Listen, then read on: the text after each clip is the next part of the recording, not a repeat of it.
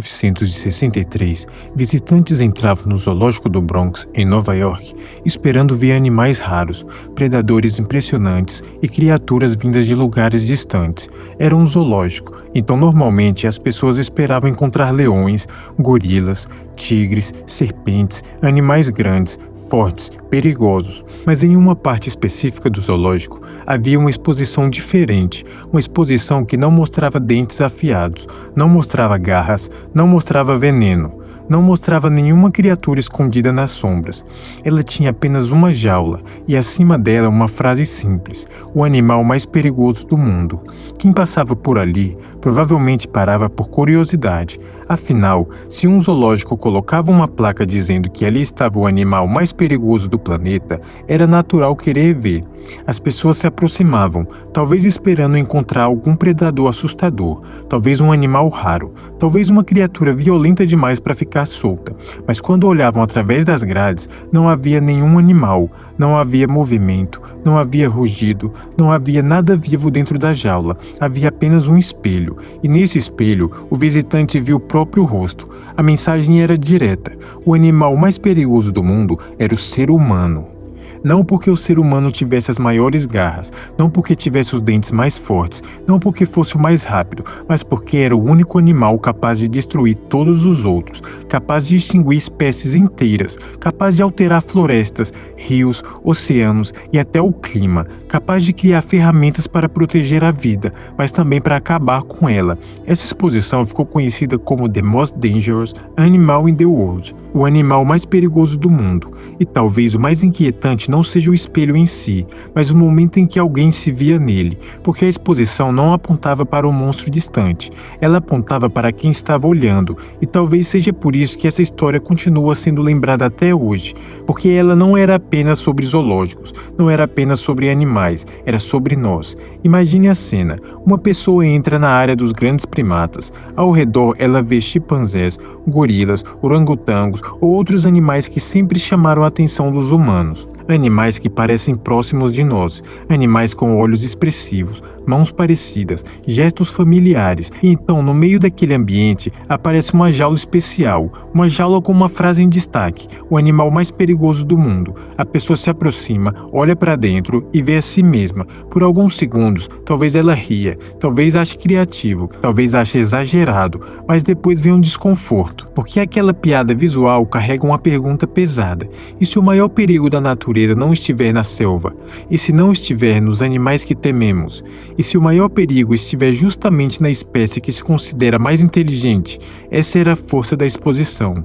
Ela não precisava explicar muito, não precisava de um discurso longo, não precisava mostrar cenas de destruição, bastava um espelho dentro de uma jaula, e de repente o visitante deixava de ser apenas observador, ele virava parte da exposição. Normalmente em um zoológico existe uma separação clara: de um lado os humanos, do outro lado os animais. Nós olhamos, eles são observados, nós andamos livremente, eles estão atrás das grades, nós interpretamos, eles são interpretados. Mas naquela exposição, essa separação era quebrada. Por um instante, o visitante percebia que também era um animal capaz de pensar, capaz de criar, capaz de amar, mas também capaz de destruir em uma escala que nenhum outro animal consegue. E isso torna a ideia ainda mais sombria, porque a exposição não dizia que o ser humano era perigoso por ser cruel o tempo todo. Ela dizia que o ser humano era perigoso por ter poder. Poder demais. Um leão pode matar uma zebra, um tubarão pode atacar uma presa, uma cobra pode usar veneno, mas nenhum deles destrói uma floresta inteira para construir uma estrada. Nenhum deles polui rios por gerações. Nenhum deles caça uma espécie até ela desaparecer do planeta. Nenhum deles cria armas capazes de ameaçar a própria existência da vida na Terra. O ser humano, sim. E em 1963, essa mensagem tinha um peso especial. O mundo estava vivendo uma época marcada por medo, avanço tecnológico e mudanças profundas.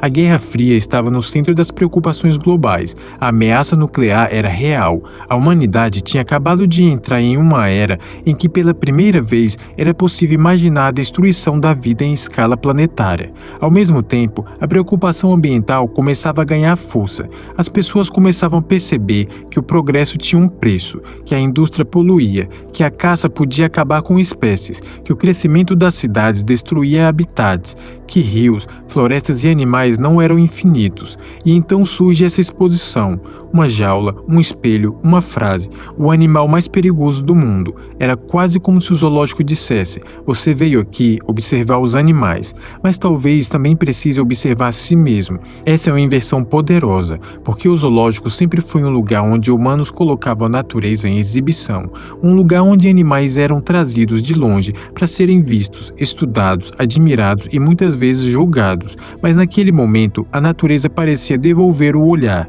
O visitante olhava para a jaula e a jaula olhava de volta. Aquela exposição transformava o ser humano em objeto de análise, como se dissesse: você também pertence ao reino animal, você também tem instintos, você também tem comportamentos perigosos, você também precisa ser estudado. E talvez esse seja o ponto mais desconfortável. Nós gostamos de pensar que estamos fora da natureza, acima dela, separados dela, como se o ser humano fosse uma coisa e o mundo animal fosse outra. Mas não é assim. Nós somos parte da natureza, só que uma parte que aprendeu a modificar todo o resto.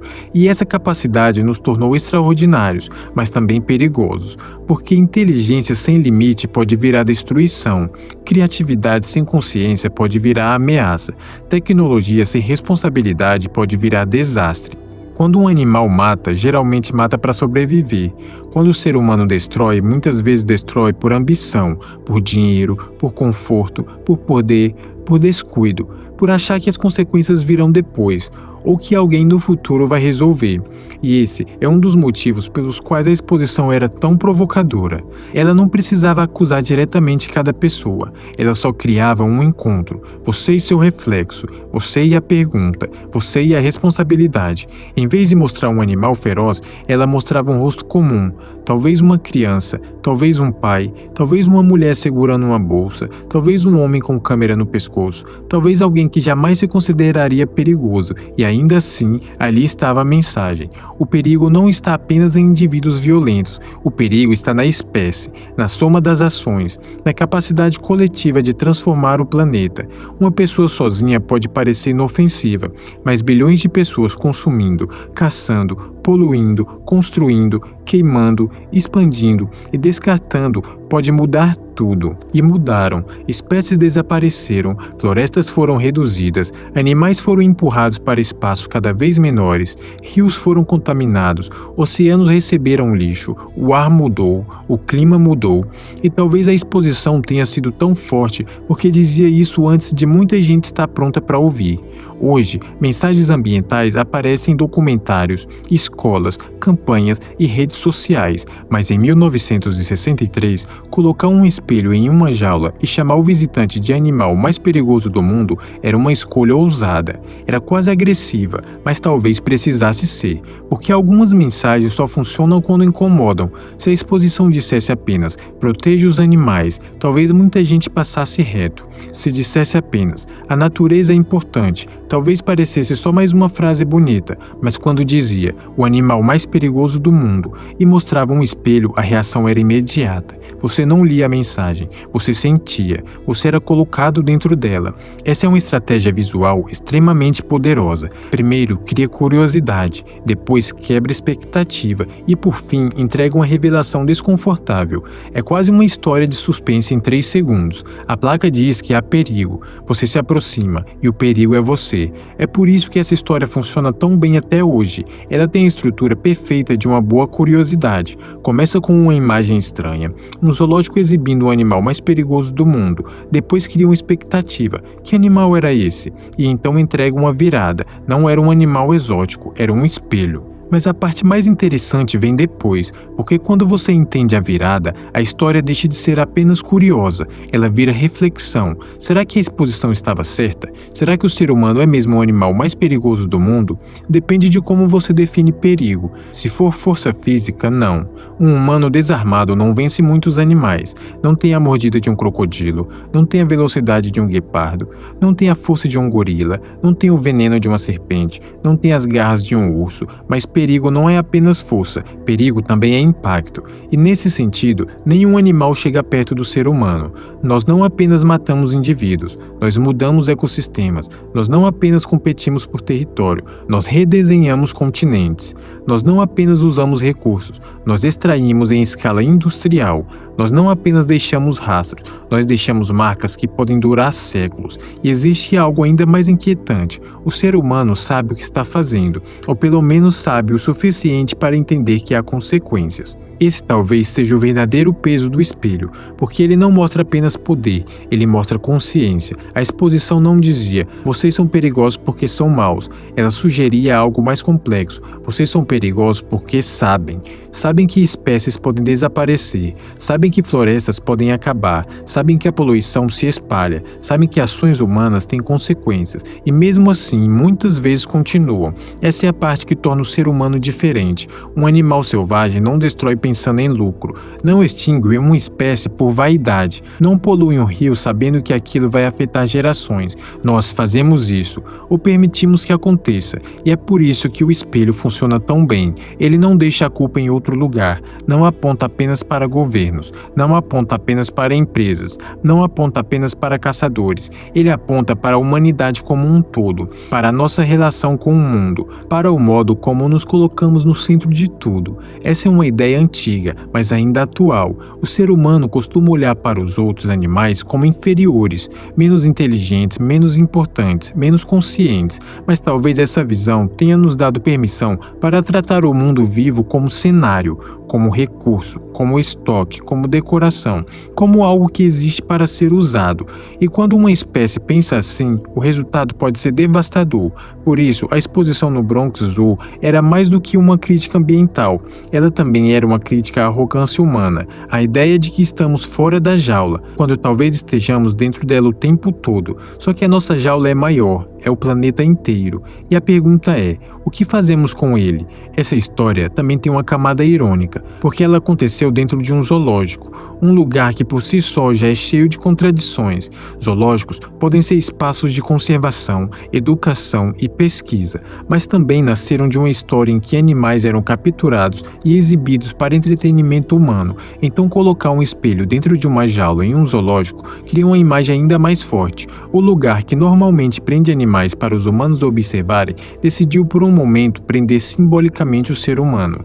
Não fisicamente, mas moralmente. A jaula estava vazia e ao mesmo tempo não estava, porque quando alguém olhava para dentro, preenchia a exposição com o próprio reflexo. Cada visitante completava a obra. Sem o público, a jaula era só uma jaula com espelho. Com o público, ela virava uma acusação silenciosa, e isso explica por que a instalação ficou tão marcada. Ela não precisava de movimento, não precisava de tecnologia, não precisava de efeitos especiais, era simples, quase brutal de tão simples. Uma frase, grades, um espelho e uma verdade difícil de encarar. O mais curioso é que muitas pessoas provavelmente não reagiam da mesma forma. Algumas deviam rir, outras talvez achassem exagerado, outras talvez ficassem irritadas, algumas talvez parassem por alguns segundos em silêncio. E talvez essa fosse exatamente a intenção, não convencer todo mundo imediatamente, mas plantar uma dúvida, fazer alguém sair dali pensando, será que somos mesmo tão perigosos? Será que o mundo seria mais seguro sem nós? Será que a inteligência sempre significa sabedoria? Será que o progresso sempre significa avanço? Essas perguntas não envelheceram, pelo contrário, hoje elas parecem ainda mais fortes, porque desde 1963 a presença humana no planeta só aumentou. A população cresceu, o consumo cresceu, a produção cresceu, a tecnologia avançou e a nossa capacidade de impacto ficou ainda maior. Nós conseguimos monitorar florestas por satélite, mas ainda destruímos florestas. Conseguimos estudar espécies espécies ameaçadas, mas muitas continuam desaparecendo. Conseguimos entender mudanças climáticas, mas ainda discutimos se vamos agir rápido o suficiente. Conseguimos criar campanhas de preservação, mas também criamos sistemas de consumo que exigem cada vez mais recursos. Esse é o paradoxo humano. Somos inteligentes o bastante para entender o problema, mas nem sempre sábios o bastante para parar. E talvez seja isso que torna a frase "o animal mais perigoso do mundo" tão desconfortável.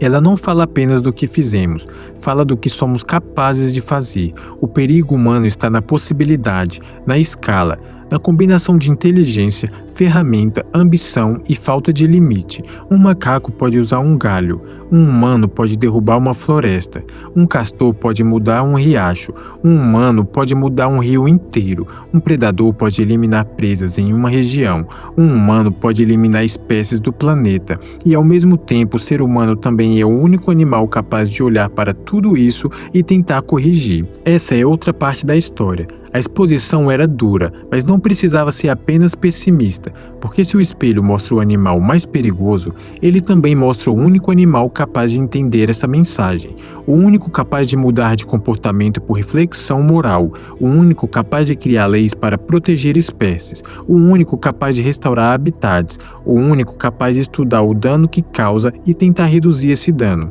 Essa é a tensão central.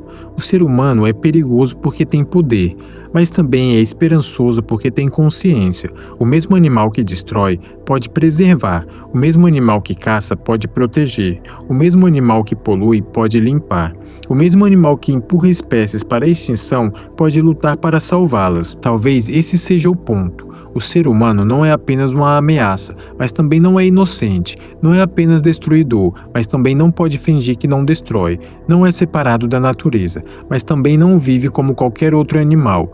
Nós somos uma contradição. O espelho não mostra apenas culpa, mostra escolha. E essa talvez seja a parte mais importante, porque se o ser humano é o animal mais perigoso do mundo, também pode ser o único capaz de deixar de ser. Mas para isso, primeiro precisa fazer exatamente o que aquela exposição obrigava seus visitantes a fazer: parar, olhar e reconhecer o próprio reflexo.